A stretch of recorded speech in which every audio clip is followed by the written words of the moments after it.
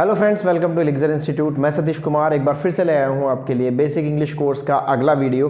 कुछ वीडियोस पिछले जो हम लोगों ने देखे वो सारे के सारे आधारित हैं सेंटेंसेस पर। हालांकि ये बात अलग है कि मैं सेंटेंसेस के स्ट्रक्चर के नाम के हिसाब से आपको नहीं बताता हूं।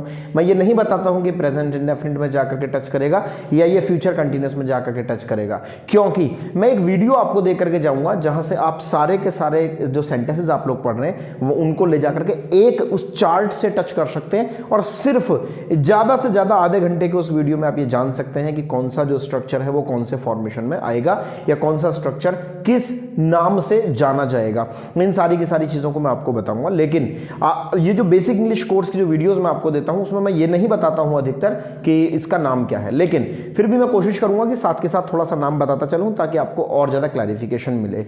आज की जो वीडियो मैं आपको देने जा रहा हूं, आज की जो वीडियो टॉपिक, जिस टॉपिक के ऊपर आज का वीडियो है दोस्तों, वो टॉपिक अधिकतर स्टूडेंट्स को एक कंफ्यूजन का कारण बना रहता है। Most of the students gate confusion in this.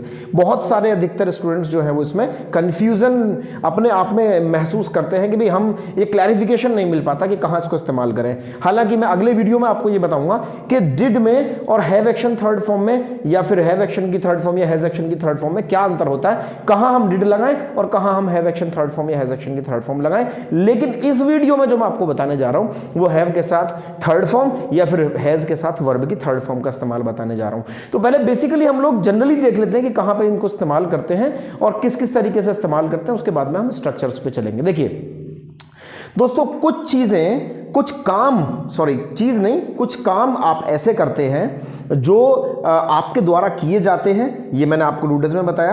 कुछ काम आपके द्वारा किए जा रहे हैं, ये कि मैंने आपको इजारा में बताया वर्ब में आईएनजी लगा करके। और आज जो मैं आपको बताने जा रहा हूं वो ऐसे कुछ कामों के बारे में बताने जा रहा हूं जो आप कर चुके हैं, इस बात को मेरी को ध्यान रखिएगा। एक तो आप उन कामों को कर चुके हैं या आपने उन कामों को कर लिया है, आपने उन कामों को कंप्लीट कर लिया है या आप उन कामों को कर चुके हैं। सबसे पहले तो मैं आपको बता दूं कि जितने भी काम आपके द्वारा किए गए हैं या किए जा चुके हैं वर्तमान में, जैसे मैं बोल चुका हूं, मैं लिख चुका हूं, मैं आ चुका हूं, मैं जा चुका हूं, मैं पढ़ा चुका हूं, मैं पढ़ चुका हूं, मैं देख चुका हूं, जितने भी काम आप वर्तमान में कर चुके हैं उन वाक्यों को बनाने के लिए इन स्ट्रक्चर्स का प्रयोग करेंगे। अब एक चीज मैं रेफरेंस के लिए आपको बता रहा हूं कि पिछले वीडियोस में किसी एक वीडियो में मैंने आपको यह बताया है कि भाई वर्ब की फर्स्ट फॉर्म, वर्ब की सेकंड फॉर्म और वर्ब की थर्ड फॉर्म की अपनी अलग अलग हिंदी होती है। मैं यहां थोड़ा सा आपको बता रहा हूं ताकि वर्ब की हैव के साथ, हैज के साथ वर्ब की थर्ड फॉर्म का क्लैरिफिकेशन आपको मिल सके। जैसे मैंने बताया गो का हो गया वेंट, का हो गया गॉन। जैसे मैंने आपको बताया कम का हो गया केम, उसका भी, और थर्ड हो गया उसका कम। जैसे मैंने आपको बताया स्पीक, सेकंड हो गया स्पोक और थर्ड फॉर्म हो गया इसका स्पोकन। जैसे मैंने आपको बताया राइट, सेकंड हो गया रोट और थर्ड हो गया रिटन। अगर इसका बहुत ज्यादा क्लैरिफिकेशन आपको चाहिए कि आप अगर यहां समझने में थोड़ी दिक्कत हो तो आप पिछली वीडियो में जाइएगा। जिस वीडियो में मैंने आपको डिड पढ़ाया है उस वीडियो में जाइएगा। डिड को इतने शानदार तरीके से मैंने आपको बताया है सेकंड फॉर्म से रिलेट करके कि आपको उस पर रट्टा लगाने की कोई जरूरत ही नहीं है। अगर आज तक कभी भी जिंदगी में आपको कंफ्यूजन रहा हो डिड में तो डिड वाली वीडियो देखिएगा। उस वीडियो को देखने के बाद में I am very sure you will not get any confusion more. आपको आगे कोई कंफ्यूजन होगा ही नहीं and you will speak it fluently. You will come to know how to speak the sentences in did, positive sentences, negative sentences, why we don't use second form in the negative sentences and why we don't use second form in any interrogative sentences after using did in the particular sentence. तो आपको जो अभी मैं बता रहा हूं वो बस एक रफली बता रहा हूं ताकि आप लोग थोड़ा सा जान पाए इसको। एक वर्ब होता है प्ले, का बन जाता है प्लेड, का बन जाता है प्लेड।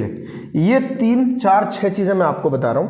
मैंने उस वीडियो में मैंने आपको हिंदी बताई है कि वर्ब की फर्स्ट फॉर्म की जो हिंदी होती है, जो बेस फॉर्म की हिंदी होती है, तो वर्तमान से आती है। जैसे गो माने हो गया जाना, कम माने हो गया आना, स्पीक माने हो गया बोलना, राइट माने हो गया लिखना, प्ले माने हो गया खेलना।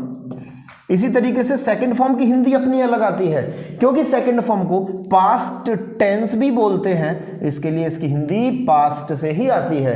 तो जाने का पास्ट हो जाएगा गया, आना का पास्ट हो जाएगा आया, स्पीक का यानी कि बोलने का पास्ट हो जाएगा बोला, लिखने का पास्ट हो जाएगा लिखा, खेलने का पास्ट हो जाएगा खेला, सब का सब पास्ट में आएगा। ये तो मैंने आपको 4-6 उदाहरण दे रहा हूं, अगर ये 10,000 भी है ना तो भी आप उसी तरीके से हिंदी निकालिएगा कि सबकी हिंदी यानी कि सेकंड फॉर्म की हिंदी पास्ट से निकल करके आएगी, आया गया नहाया देखा बोला पढ़ा पढ़ाया सोया जो भी है।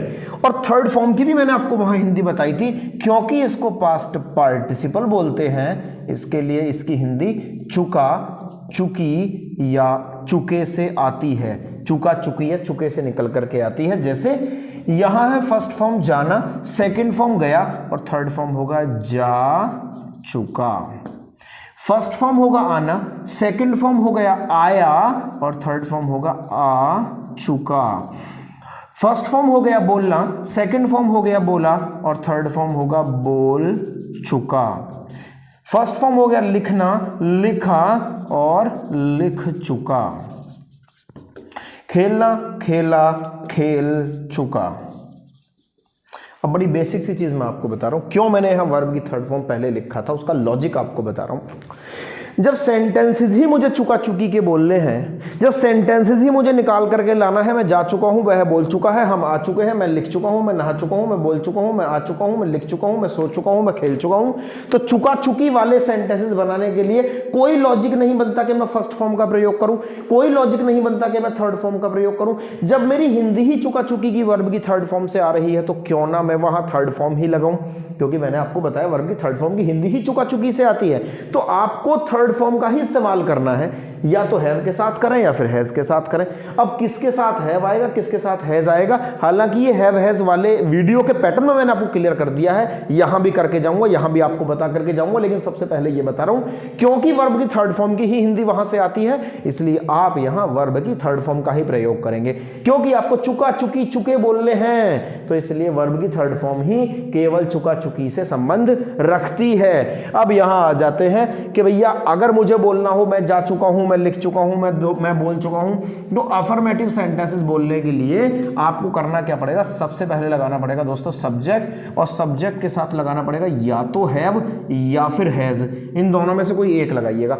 अब कौन सा कहां लगाना है भी इसको थोड़ा सा क्लैरिफाई कर दूं, आप चाहे तो स्क्रीनशॉट ले सकते हैं क्योंकि मैं अब यहां इसको लिखने वाला हूं, क्योंकि थर्ड फॉर्म का ही काम है इसलिए थर्ड फॉर्म ही मैं यहां रहने देता हूं। किसके साथ क्या लगाना है ये पहले भी मैंने आपको बताया था, अभी भी मैं आपको बता रहा हूं। अगर सब्जेक्ट के तौर पर आप आई का इस्तेमाल कर रहे हैं तो, वी का इस्तेमाल कर रहे हैं तो, यू का इस्तेमाल कर रहे हैं तो, दे का इस्तेमाल कर रहे हैं तो, किसी और प्लूरल यानी कि बहुवचन का इस्तेमाल कर रहे हैं तो, इन सभी के साथ लेकर के आएंगे आप हैव। आई के साथ, वी के साथ, यू के साथ, दे के साथ, प्लूरल के साथ, सबके साथ लेकर के आएंगे हैव।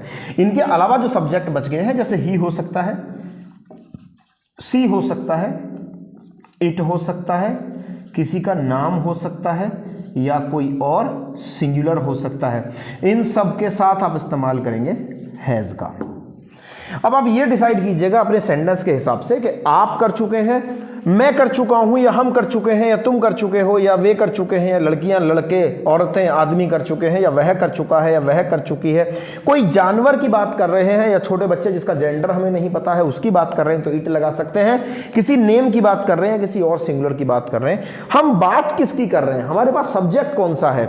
अगर मैं यहां आई की बात करूं तो आई के साथ तो आएगा हैव, अगर मैं यहां ही की बात करूं तो ही के साथ तो आएगा हैज, अगर मैं यहां तुम की बात करूं तो यू के साथ तो आएगा हैव, अगर मैं हम की बात करूं तो वी के साथ आएगा हैव, और जिसके साथ जो आता है उसको ला करके वर्ब की थर्ड फॉर्म लगा दीजिएगा आगे, क्योंकि वर्ब की थर्ड फॉर्म की ही हिंदी वहां रिलेट करेगी, क्योंकि वर्ब की थर्ड फॉर्म की ही इकलौती हिंदी का मतलब आता है चुका चुकी चुके। देखिए मैंने यहां चुका है नहीं लगाया है, मैंने यहां चुका था नहीं लगाया है, मैंने यहां केवल लगाया है चुका। आपको है या था ये जो वर्ड्स है ना ये डिसाइड करके देंगे कि हम है की बात कर रहे हैं, था की बात कर रहे हैं। हालांकि आगे वाली क्लास में ये बताऊंगा, लेकिन हैव या हैज की जगह अगर हैड आ जाए तो दोस्तों ये प्रेजेंट में नहीं रहेगा, ये पहुंच जाएगा आपका पास्ट में। ये प्रेजेंट में नहीं रहेगा, ये पहुंच जाएगा पास्ट में अगर मैंने हैव या हैज की जगह हैड लगा दिया। तो थर्ड फॉर्म का तो मतलब है केवल चुका चुकी चुके। अब चुका है लेकर के आना है तो हैव हैज लगाइए, चुका था लगाना है तो भैया वहां हैव हैज नहीं हैड लगाना है। ये तो बताऊंगा आपको अगली क्लास में, फिलहाल आता हूं आपके हैव या हैज की क्लास पर। और अगर मैंने आपको बोला मैं जा चुका हूं तो आई हैव के साथ वर्ब की थर्ड फॉर्म लगा दो जो होती है गॉन, आई हैव गॉन। अगर मैं बोलूं मैं आ चुका हूं तो मैं बोलूंगा आई हैव के साथ वर्ब की थर्ड फॉर्म लगा दो तो बोलेगा आई हैव कम। अगर मैं बोलना चाहूं वह लिख चुका है तो ही के साथ लगाएं हैज, अभी भी बताया है ही के साथ हैज, और वर्ब की लगा दें थर्ड फॉर्म तो वर्ब की राइट की थर्ड फॉर्म होती है रिटर्न, तो ही हैज रिटर्न। मैंने बोला वह खेल चुकी है तो सब्जेक्ट अब की बार ही नहीं है, अब की बार शी है, शी के साथ लगाइए हैज, शी हैज खेलने की थर्ड फॉर्म यानी कि खेलने की अंग्रेजी की थर्ड फॉर्म होगी प्लेड और वो बनेगा शी हैज प्लेड। अब मैं जितने सेंटेंसेस चाहूं बना सकता हूं, I have gone, I have come, you have come, I have taught, he has return, they have played, जो भी आपको सेंटेंस बनाना है बनाइएगा। अगर नेगेटिव सेंटेंसेस की बात करें दोस्तों, क्लैरिफिकेशन की अगर आप बात करें कि जी किन वाक्यों को हम लोग ले सकते हैं कि किन वाक्यों को हम हैव एक्शन की थर्ड फॉर्म में ले सकते हैं, तो इसका एक डिफरेंशिएशन करके आपको बताऊंगा एक क्लास में कि कहां तक डिड वाले सेंटेंसेस बोले जा सकते हैं और कहां से हैव या हैज वाले सेंटेंसेस सीमित रहेंगे। ये जब इसका अंतर बताऊंगा ना तब आपको यहां क्लैरिफाई करूंगा। फिलहाल तक आप ये जान सकते हैं कि जिन वाक्यों में चुका है, चुके हैं, आए हैं, जिन वाक्यों में लिया है, दिया है, खाया है, पिया है, सोया है, उठा है, बैठा है, देखा है, बोला है, पढ़ा है, आए हैं, वहां हम लोग हैव के साथ या हैज के साथ वर्ब की थर्ड फॉर्म का प्रयोग कर सकते हैं। और अगर आपको नेगेटिव सेंटेंस बोलना हो तो नेगेटिव सेंटेंस के साथ सबसे पहले तो सब्जेक्ट आएगा, सब्जेक्ट के बाद या तो आप हैव लगाएं या फिर आप हैज लगाएं सब्जेक्ट के हिसाब से। आई, वी, यू, दे प्लूरल के साथ हैव आएगा, ठीक है। ही, शी, इट नेम के सिंगुलर के साथ में आएगा हैज, ठीक है। इन दोनों में से कोई भी आए उसके बाद लगाइए नॉट, क्योंकि हम नहीं की बात कर रहे हैं, और लगाइए दोस्तों वर्ब की थर्ड फॉर्म, क्योंकि मैंने अभी भी आपको बताया वर्ब की थर्ड फॉर्म की ही हिंदी चुका, चुकी, चुके से निकल करके आती है और यहां हम चुका, चुकी, चुके की ही बात कर रहे हैं। तो अगर मैंने बोला मैं नहीं खेल चुका हूं तो आई हैव नॉट प्लेड। मैं नहीं बोल चुका हूं, आई हैव नॉट स्पोकन।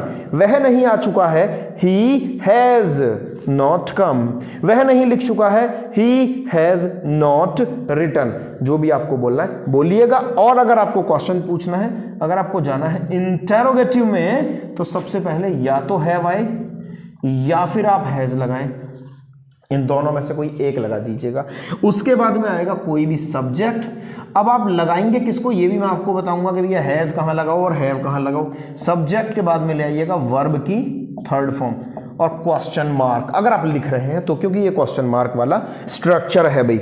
देखिए अगर आपको जो भी सब्जेक्ट जिससे भी आपको क्वेश्चन पूछना है, अगर क्वेश्चन में से पूछना है तो भैया हैव को आगे लगाइए, वी से पूछना है तो हैव को आगे लगाइए, यू से पूछना है तो सबसे पहले हैव लगाइए, दे से पूछना है तो सबसे पहले हैव लगाइए, किसी प्लूरल से पूछना है तो भी सबसे पहले हैव लगाइएगा।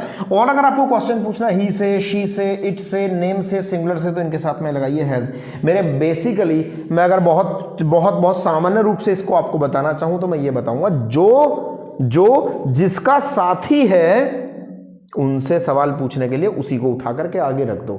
आई से पूछना है तो हैव आगे आएगा, यू, वी, दे प्लूरल से पूछना है तो हैव आगे आएगा, ही, शी, इट, नेम सिंगुलर से पूछना है तो हैज आगे आएगा। इन दोनों में से कोई एक आगे आएगा, लेकिन इनमें से आगे लाने से पहले देखना पड़ेगा कि भैया सब्जेक्ट क्या है। सब्जेक्ट के हिसाब से ही हम हैव या हैज का सिलेक्शन करेंगे। जैसे मैंने बोला क्या तुम बोल चुके हो, तो तुम के लिए तो सबसे पहले क्या आना चाहिए हैव, तो बनेगा भैया हैव यू थर्ड फॉर्म, तो मतलब स्पीक की स्पोकन, हैव यू स्पोकन। क्या तुम आ चुके हो तो हैव यू कम। क्या तुम जा चुके हो, हैव यू गॉन। क्या वह जा चुका है, हैज ही गॉन। क्या वह नाच चुकी है, हैज शी डांस्ड। क्या राहुल आ चुका है, हैज राहुल कम। क्या राहुल लिख चुका है, हैज राहुल रिटन।